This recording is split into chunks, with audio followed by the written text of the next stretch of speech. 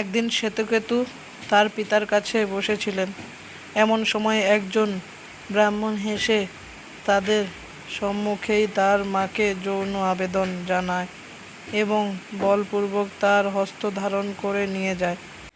এতে শ্বেতকেতু অত্যন্ত ক্রুদ্ধ হয়ে ওঠাতে তার পিতা উদ্দালক পুত্রকে বলেন যে, হে পুত্র, ক্রুদ্ধ হইও না। এই সনাতন ধর্ম, গাভীদের ন্যায় স্ত্রীরাও অরক্ষিতা। মোটামুটি এই ধারণা পাওয়া গেল। এখান থেকে আর মনে হয় না আমার প্রশ্ন করার কিছু রয়েছে। আপনারা কি বুঝতে পারছেন সেই সময়ের ভাবনা চিন্তা?